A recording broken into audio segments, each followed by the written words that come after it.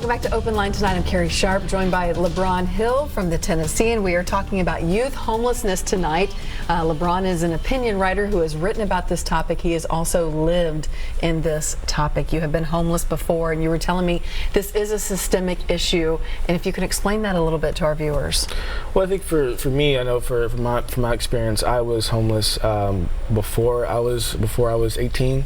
With my family. So I already knew, I actually went to the shelter that I was at beforehand with my family, so I kind of already knew how it was. And I think that it's easy for people to not look at it as just they just wanted to be there, or like something happened to them. But sometimes if you're not given the resources, I guess again it goes back to resources, it goes back to direction. If you're not given the direction or a direction outside of what you've already been given, I think just end back at that point.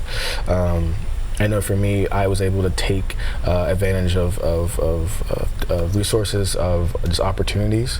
And sometimes it doesn't always happen for everyone. I think that one thing that I always appreciate when people say, "Oh, this is so great that you've done this. This is really awesome that you've been able to do this." But it's also I'm aware that my case is very is not one in a million, but it's very rare, because sometimes it's hard for people to gain all of those resources and to gain all those opportunities and be able to achieve those opportunities. So, well, I want to ask you, coming off that, what was different for you? What do you think made the difference? And then what stands in the way for others? I think for me it was just being African American. I think it's hard for people to it's so many things that come out your way. I think that for me, what I've learned is that a lot of people didn't expect me to achieve anything at this point. The sad point is, as much as I had people who were in my corner, I had people that were not for me. So I think that people have to understand that it is hard for people, especially minorities, to gain ground, especially get a foothold. Get a foothold, and always it's always interesting to hear the phrase pull yourself up by your bootstraps. But sometimes if you don't have the straps, you can't do it.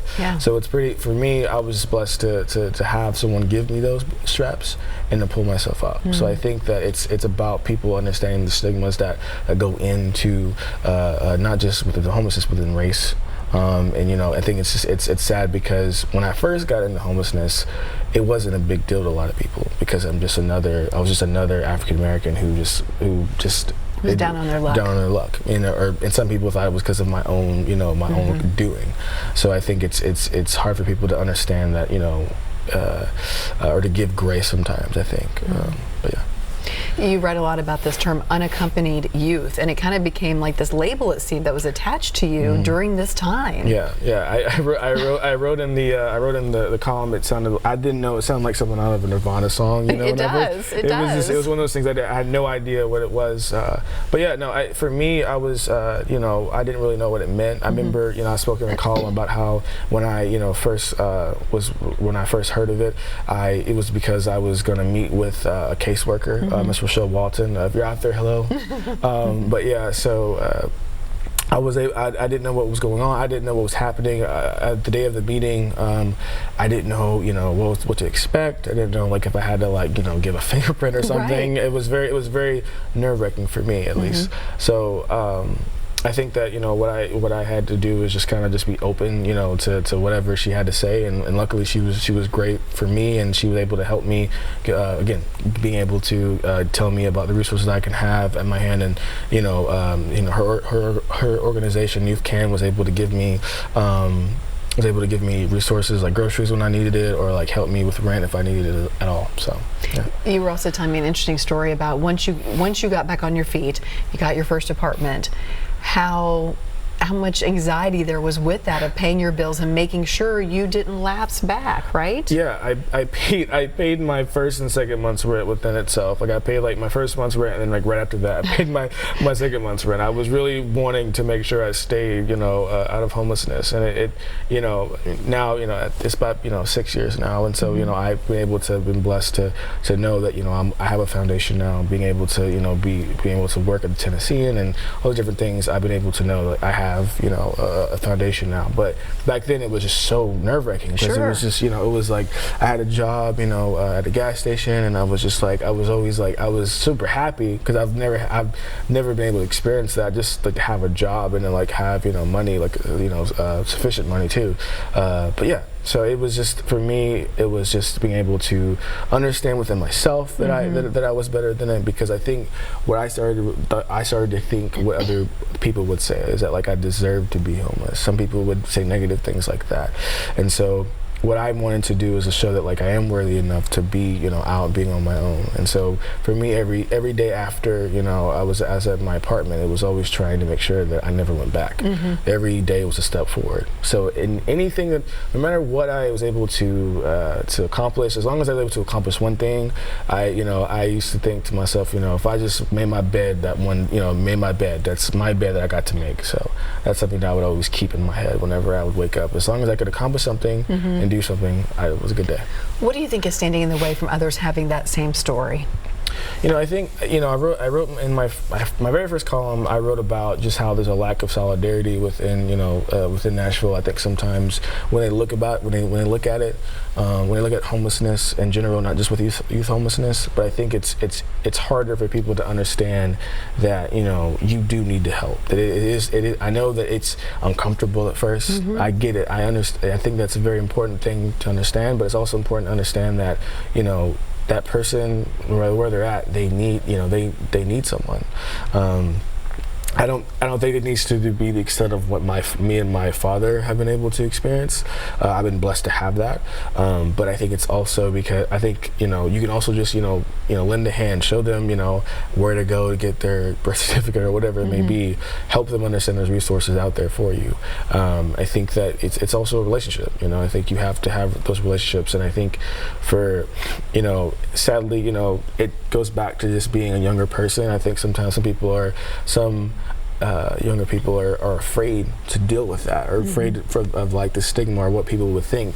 I know for me, I think it took me, I think 2 years after I was initially homeless, when I was out of homelessness, I think it took me 2 years to finally talk about it out loud, because it was harder for me I was nervous to let people know that I was homeless, because it was still just, even though I was out of it, it's one of those things where when you're younger, again, you're thinking about, like, you know, popularity and reputation, and you don't want to, you know, have people talk bad about you. Did you kind of feel like it was a scarlet letter of sorts, like, oh, here I am, yep, I was the homeless guy? And that was what I was afraid of. I didn't want to be just known as the homeless guy, but what I wanted to know was that I was just myself. I think that, you know, with me being able to create, I was able to own my story. I think that's what I learned at the end of the day. At first I was nervous about telling people, but then after just, you know, prayer, I was able to know that as long as I was able to own my story and being able to tell it from my angle, and knowing that that's what was true, then that's all that mattered. That's a beautiful perspective.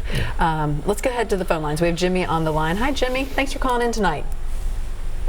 Hey, am I on live? Yes, you are. Go ahead.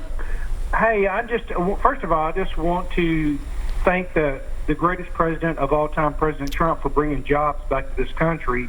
Nashville's got a 2% unemployment rate. I mean, it's really hard to find workers right now, because I know, because I do the hiring for the company I work for. And I just think that more dads need to be there for their kids and teach them trades. You know, they need to be able to learn how to work with their hands, instead of just letting them join gangs or run around the streets or whatever, and, you know, do just bad things that they shouldn't be doing.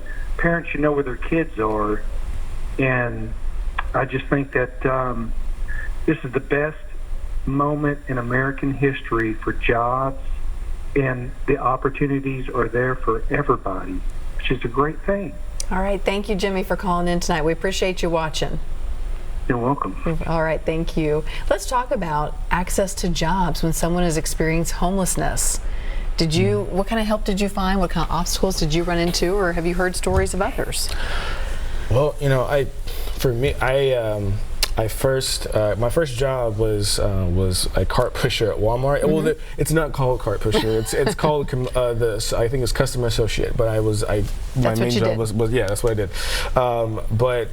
Yeah, so for me it was never like that hard. I think it was again because I was never really I was never open about talking about my homeless situation. But when people would find out about it, it did create kind of like, all right, are you able to come to work? Are you able Can you get here in when you're scheduled? Can you get here when you're scheduled? Access to a ride? The first, I didn't add this, but the first like year and a half of my homelessness, I rode a bicycle to work. And again, it's when we talk about homelessness, it's not just like they're just because they just want to be. It's because it's issues that happen. It's because they're not able to have resources. Like CART. I think that for me. Like on the application, a lot of the times, I would just skim over it when I asked, do you have reliable transportation, which just means do you have a car? I think that you had to be kind of quiet about it. I know that like for me, I was lucky to just kind of park my bike like on the side of the road or whatever, on the side of the building. But it is a real issue when people want to make sure that you are, and it's also just when you say that you're homeless or when you say you don't have like if you don't have like a stable home right now or whatever, it doesn't make employees want to hire you if that's the case. I think that, and I think of course I think that if you show the employer that you want to work, that you want to be there, that's what I showed them with the countless jobs that I was able to have, because I was able to show, look, I will be here, this is how I'm going to be stable.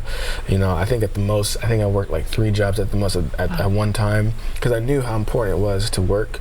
I knew how important it was to be stable, because it was the first time really that I was able to really be stable, just like financially, emotionally, just a lot of different things. So I knew it was very important for me to keep that. But yeah. Do you feel when you left the home situation, which was not good for you, that it allowed you to be more stable emotionally? Or was there kind of an up and down in that? Yeah, because when we first talked about being teenage angst, I think a lot of people just felt like once I was like I felt like when I would be out in homelessness that I was just gonna come running back. Right. And it was one of those things where I had to realize that I had to realize that if all these things were true about me, that people would say, like the mean things, like about me like not wanting to do anything and being lazy, whatever it may be, if those things were true, then I wouldn't be here right now. Yeah. And I even went back to when I just had a job, at a gas station or whatever it was. I just always was like, if this was true, if I was like this, this crazy or just like lazy person, that the people said I was, that I wouldn't be in this situation, or I wouldn't be where I'm at now. So I think for me, I always knew how I was able to just have time to just. For me, like the first thing I did, when I got my apartment, was I just sat in my. At the time, I didn't have a bed. I just had like a little lazy boy, and I just like laid back and just relaxed. And I think that for me, like for longest time, I can't really say exactly how long. I just had so much running in my head. I had so much anxiety, so much stress about where my life was going to head. Because I wanted my life to be successful. I wanted to have a successful life. I wanted to prove. I wanted to make my family proud. I wanted to make everyone, that my friends and family know that I really was good. And so I think for me, at that point, when I finally had my apartment, I just knew that was true. I was able to make them proud, at least at that point, because at that time I was starting in Motlow. So I just knew at that point I wanted to make sure I graduated in Motlow. So I at least had direction, because when I was young, when you're younger, what I noticed for me when I was young, I had to kind of just play second fiddle, and to your parents, not in a bad way. Right. It's just that you kind of have to take a direction. You toe the line. You toe the line. And so for me, I just didn't think of myself as I didn't know who I was. And I think that looking back on it, I was blessed to know that who I am through this situation. So what are some misconceptions that we all walk around with when it comes to homelessness in general, but particularly youth homelessness? That that's their fault. You know, I think that to me, that's what I didn't enjoy that at all. Was just when people would say that it was my fault. It was that, like, you know, I did everything wrong. I think that was what I didn't like, and I think that it doesn't make someone feel good when someone thinks that. Even with homelessness, I mean, it's so hard because when you are labeled as homeless or a homeless person, it like all of your baggage is highlighted. And I think that a lot of people don't understand how difficult that is. I mean, going back to the gentleman with the jobs, I mean, if I openly say that I was homeless, or if I was labeled as a homeless person, people just automatically start that. I mean, if I mean, as a normal, you know, like working person, they might have the same baggage that I might have, but because I'm labeled as homeless, they're thinking, well, he must have done something wrong. Yeah. We're going to take a quick break. When we come back, more of our conversation. Stick around.